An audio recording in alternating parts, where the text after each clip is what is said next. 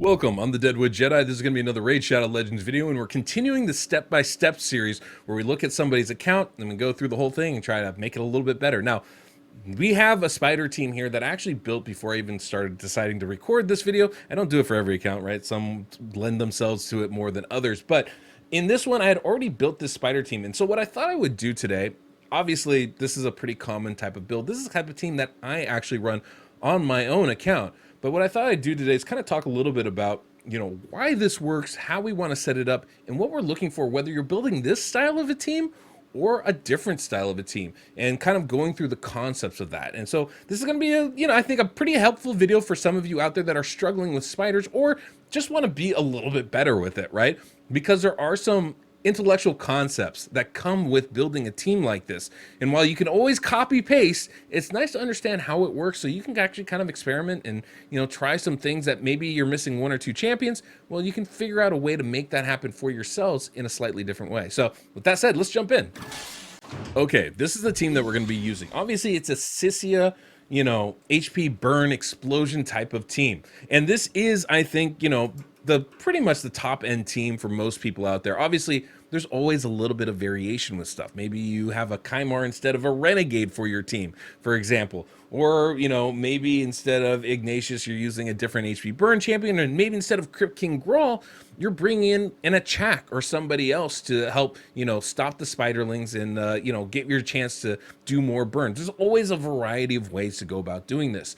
But what I want to talk about today is a little bit about why this works the way it does and how we can build this type of team, even if we want to do something different, like just do a straight nuke type team with a Royal Guard or another Cold Heart on stage 20, right? The concepts here work even at lower levels. So let's go ahead and talk about that really quickly. I really appreciate you coming by to watch this video, and if you enjoy it, don't forget to hit that subscribe button down below, the notification bell so you don't miss the next one. And of course, if you enjoyed today's music, we have that Soundstripe link down below in the pinned comment description of this video, along with my code Deadwood Jedi to save yourself 15%. And of course, if you're looking for account work, you can find that on my website, deadwoodjedi.com. So the main concept of an HP burn explosion team is pretty simple. We put HP burn on all the little spiderlings. We reduce the turn meter of the queen so she never eats them, and then we explode them over and over again so we do as much damage as possible, because every time an HP burn goes off, it damages everybody, including the queen.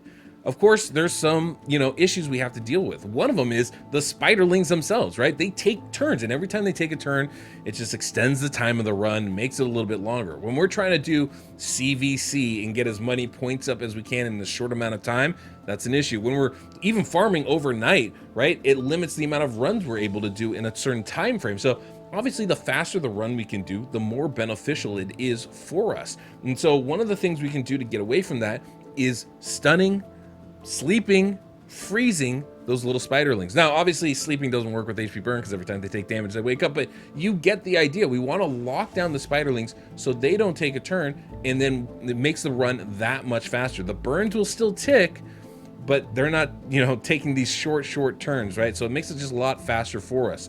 And so one of the things we want to do is bring in somebody that's going to basically CC the enemy, right? Now, one of the best champions for this is obviously Crypt King Grawl. Not only does Crypt King Grawl have a freeze as an AoE for champion enemies under HP burn, which is what we're doing anyway, right? He also will extend the duration of those HP burn buffs, or debuffs, I should say, which means that not only do we get to explode them, but they're going to last longer when we do. And the freeze means the spiderlings will never take a turn. This is a kind of a wonderful double-handed combination here that works perfectly with this type of a build. But of course, Crypt King's not the only option we have here. And one of the few places I found a use for this Basatha champion is actually as that CC champion for spiderlings, because he has an AoE stun as well, which decreases turn meter. So it's kind of a double whammy there with this ability. So that might be another option for you to use. The idea, though, here is very simple. We want to stop the spiderlings from taking turns. And one of the best champions for stopping the spiderlings from taking turns is going to be Achak the Windarian. This is one that many of you will probably have on your account, and I highly encourage you to use.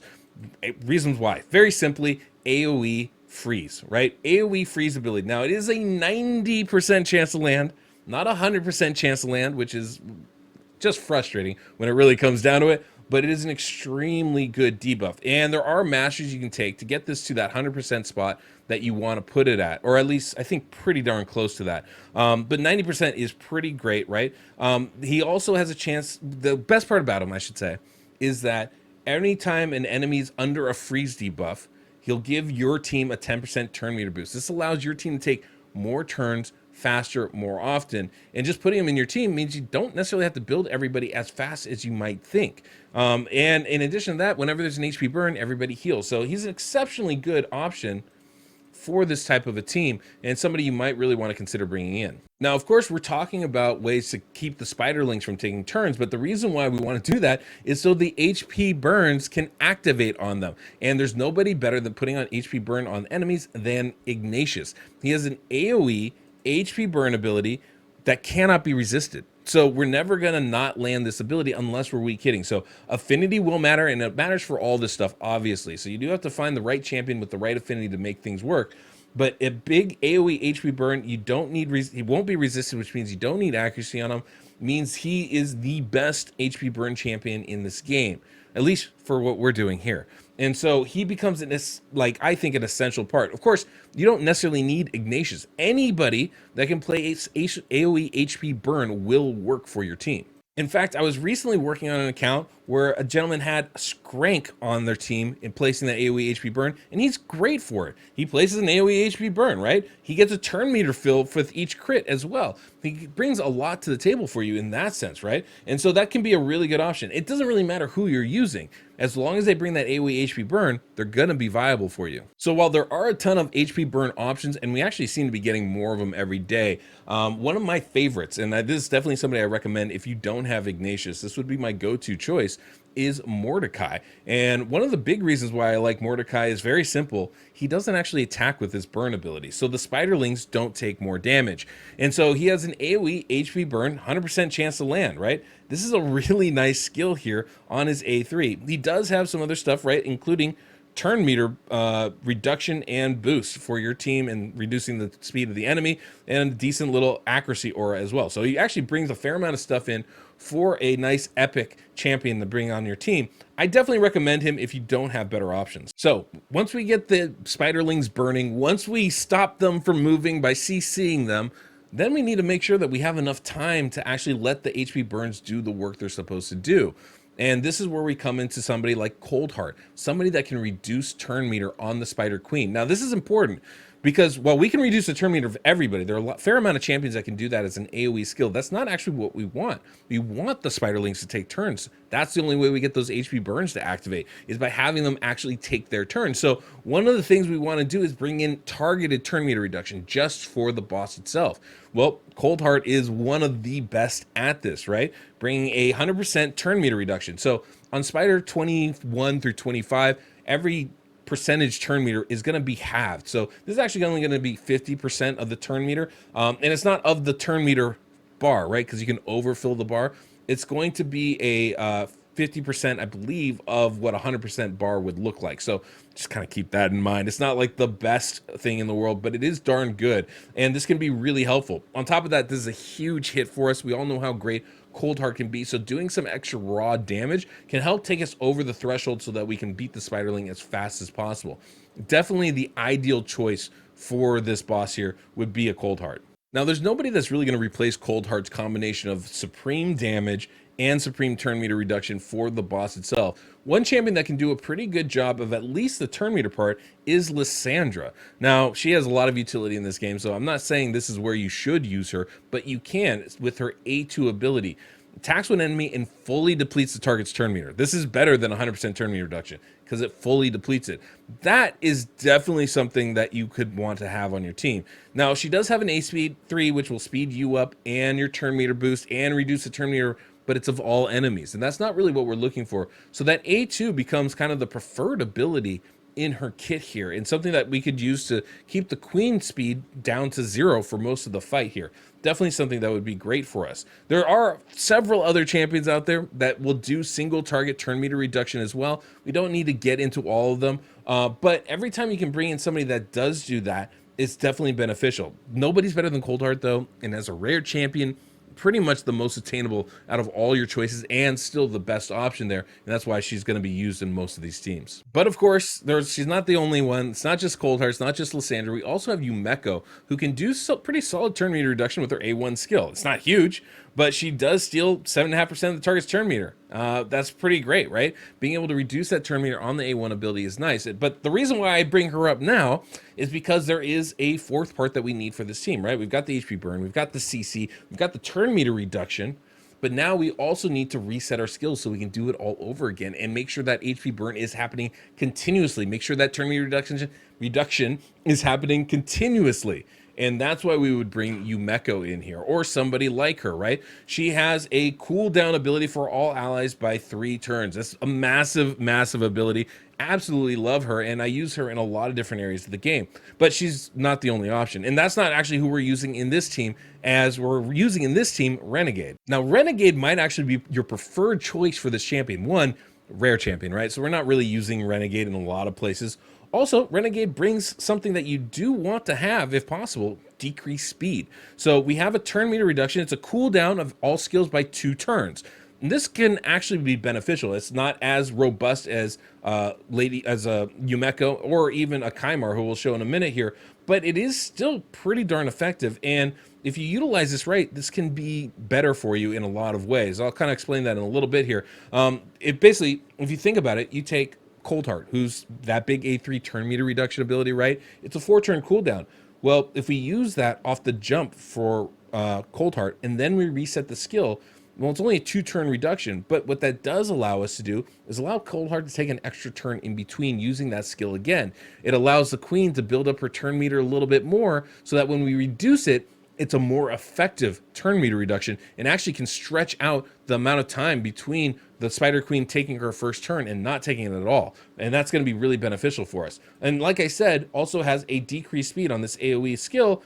It's like 75% chance to land, so it's not going to happen every time, but we do have that ability, which can also reduce that turn meter, the turn meter of the Queen even further, and that can be beneficial for us. Now, the problem with, cooldown of skills and abilities, there's only really 3 solid options for this type of a team: Renegade, Yumeko, and Kaimar. And Kaimar is a great option for this, and I will often use Kaimar in my dungeon runs, even though he's really not the ideal one. And I have him built for arena, so he's super fast, but I can still utilize that to my advantage. One, I do want somebody besides my HP burn champion to actually go first. And so Kaimar becomes a pretty solid option. I can use his A1 ability or his A2 ability, it doesn't really matter, but I can prioritize that as like the opener of my skills and still make my first skill, my most important skill that he wants to use, the Seal of Magic here, the one that will fully reset the turn meter, not the turn meter, the fully reset the skills of all my allies, right? And so I can do these abilities again and again and again. And so he actually becomes a pretty solid option. You just set him to open with one of his other skills and then resets on his second turnaround, right? And I do this a lot of times with dragon runs or ice golem runs, whatever. Is basically I'm going to start with his A1 on the first wave, and then we'll open the second wave with his A3 ability. And it's actually pretty effective, can make your runs a little bit faster than they might be normally. But of course, all of this is moot if you don't have Sissia Flametongue. And Sissia Flametongue's pretty much... Well, she's pretty essential for this, right? There's only really 2 good poison or HP burn explosion champions, Sissia being one of them, and probably the best, I would say, the best one out there for us, right? And her ability, it's A2, where it activates any HP burn. It will also increase the duration of those by 1 turn, I believe, right? Is that right?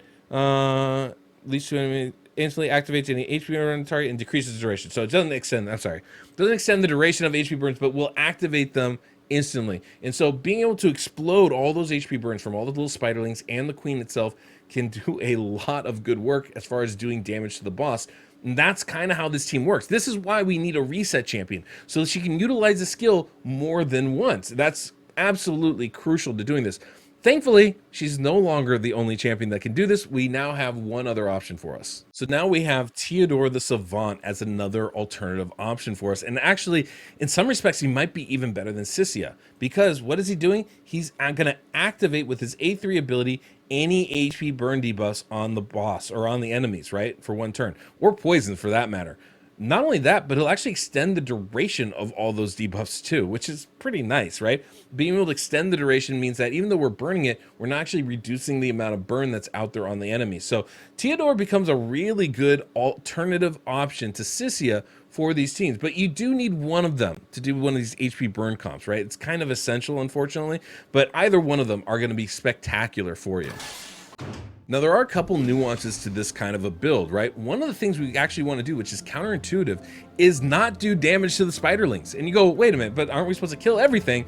Eventually you will, but you want to make it as little as possible for as long as possible, because the problem is if you kill the spiderlings too soon, now we don't have anybody to HP burn, right? And one of the beautiful things about this type of comp is getting them to take their turn and actually do a little burn as well. Now, one of the things I've done with this build is obviously I put it together, I made it fast enough so everything kind of happens, but it's not perfect. And one of the reasons why it's not perfect is we're actually going a little bit too fast. We're going so fast that the spiderlings aren't taking a turn and getting a burn off that initial placement, right? We want them to burn at least once on their own, and that's going to give us an additional attack basically in there. So that's more helpful. Like you can see the difference between that slow run, 48 seconds, and our best time of 19. And one of the biggest differences, do the spiderlings actually take a turn? And when they do take a turn, all of a sudden it goes a lot faster because we're basically increasing the amount of burns that we get out on the boss. And so having the timing of that stuff can be really important. You can see most of these spiderlings are taking a turn, right? And when they do, it adds to the damage. You can see right there. But if we have enough time, if they stay alive long enough, right? And that's another big important part, them staying alive to actually do their burn, all of a sudden the run becomes considerably faster. But that's a huge part of it. There, a couple of the spiderlings stayed alive. We were able to get those couple extra burns, and our time dropped by about 20 seconds. So that makes a big difference. This is why having somebody like Sissia is maybe a little less preferable than someone like Theodore. You know, it's how much damage are they doing? Same thing with Ignatius. He's a very good champion, but he does do a lot of damage. This is actually why I like Mordecai. Doesn't do any damage when he places the burn. And so one of the things we had to do to accommodate this, interestingly enough, is mess with the gear that's on these champions. If you look at how I have them built, it's a little surprising. We have kind of a trash build here on Sissia Flametongue. Look at this. There is like no crit rate on there. Very little crit damage. All I really wanted was the speed and the accuracy. If we look at Ignatius, oh, sorry, that's Big Un. That's not who we want to look at. Where is Ignatius? Down here, blue. There we go. Ignatius, he is fully built out, but again, very little crit rate. Not really where we need it. The defense is pretty low. In fact, I would probably tear all that stuff off of him. If we looked at my account, you'd see Ignatius with like 4 pieces of gear on. Like, I don't need all that gear on him. I don't want him to do damage. And kind of keeping that in mind, recognizing that is beneficial for us, just understanding exactly what is it that we're trying to do, what is it that we want out of this build. Damage is not high on that list, right? Crit King Grawl, again, 11 extra % crit rate on there. We don't want them to crit. We don't want the damage done, because the less damage we do, the longer the spiderlings stay alive, the more HP burn we get and the faster our runs become. Now, you're telling me you don't have a Sissia. That's fine. I get it, right? There's only 2 poison exploders in this game, Theodore and Sissia, that are any good for what we're trying to do here. These same concepts still apply as far as like the timing of stuff, right? So maybe we're just using regular HP burn and we're having to reset it over and over again. That's fine, right? We don't have to have these massive, big nukes. We can run a game, we can run a speed run in a minute or a minute 30 and still have a really successful team, right? But how do we set that up? The same concepts apply. We want to reduce the turn meter of the Spider Queen. So champions like Coldheart are extremely good for that. We will still want to get the HP burn out there, right? So having Ignatius, a Mordecai can be really beneficial, right? Bringing in somebody like Crypt King Grawl who can place HP burn on his own is even better, because now we have 2 sources of HP burn in addition to his turn meter control on the spiderlings. And that's another thing, right? Having that CC out there can be really beneficial. This is a place where somebody like a chat can come into handy a lot, where he's not only CCing the enemy, but making our turn meter happen over and over again, so we're actually able to reset our skills naturally. In those cases, you don't necessarily need somebody like a Renegade or a Kymar or a Yumeko. they can do that job for you, and getting these skills out again and again is really helpful, but you don't have to have them, right? If you can have somebody like an Achak or just a speed boost champion, this is where a Lysandra could be really handy, but even somebody as basic as an Apothecary or a High Katoon or even a Deacon Armstrong can be really helpful. Getting your team to take more turns is beneficial because you're resetting your cooldowns naturally. And when you can do that, you're going to be in really great shape. Now, you might even be saying, well, look, I like running a straight damage team. I do Spider 20. I just use a couple Royal Guards and a Cold Heart. You can take the same kind of concept, especially with the resetting of the skills, using a Renegade or a Kymar, and get the same kind of results. The idea is, very simply, I have one big hitter or two big hitters. I have a lot of damage coming at these specific spots, but in order to reuse those damage skills, I need to reset them. And in between, I want to make sure the queen never takes a turn, and I don't want it to get hit by any of these spiderlings or have them take any turns. And so if you can do that, you can set it up. Now with those big damage teams like Cold Hearts, you take 3 Cold Hearts or a couple Royal Guards in there or whatever. In a lot of those teams, what you're doing is you're building a little bit faster. So you're trying to get everybody to take like 2 turns, or at least one of those Cold Hearts to take 2 turns to reset this turn meter of the queen. And so you're taking all your hits and you're killing the spiderlings before the spiderlings ever take a turn. In those cases, you don't not worried about the spiderlings, coming in. You don't need CC. You don't need an AoE freeze.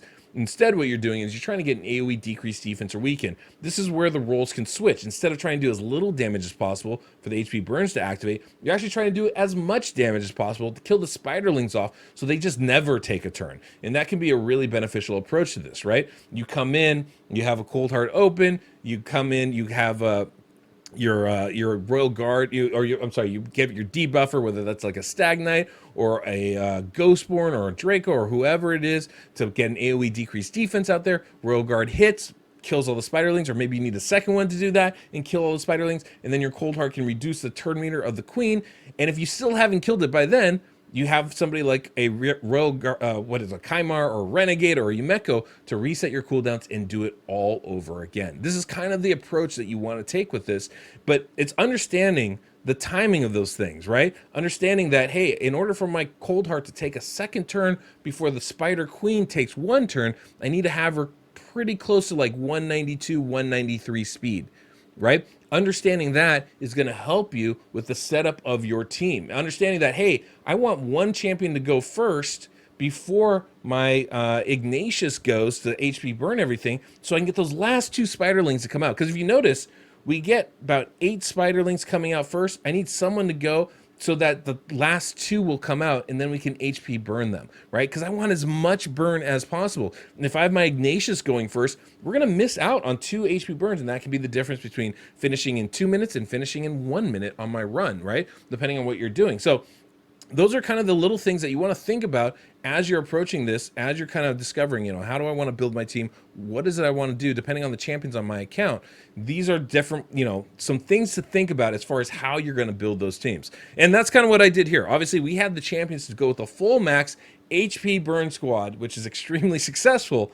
But if you don't have these kind of champions, you don't have the ability to do this on your own, these are some other options that you can use in order to do that. And I think that's going to be, beneficial, hopefully, to a lot of you out there, because if you understand how to do it, then you can do it on your own. You can do it to the specifications of your team and what you have. And also, you can troubleshoot when you run into trouble. And that's a big thing to be able to do. It's like knowing how to fix your own car, right? When you get in trouble on the road, if you don't know how to change a tire, you're stuck waiting for AAA to come by and help you out, or a passerby to save you, right? Well, in this game, not everybody wants to, holler at me and sign up for services to have me fix your team. Not everybody wants to ask your clanmates for help. It's very beneficial to be able to fix it on your own and understand it. And if you can do that for this team, you can pretty much do that for any team out there. So that's the video for today. Hopefully this was a little bit educational and helpful for you guys. We obviously didn't rebuild this one on screen, but I figured this was a nice alternative approach to looking at things, and hopefully it was a little beneficial to you guys. So if you enjoyed it, don't forget to subscribe, hit that notification bell. Until next we meet, I'm the Deadwood Jedi.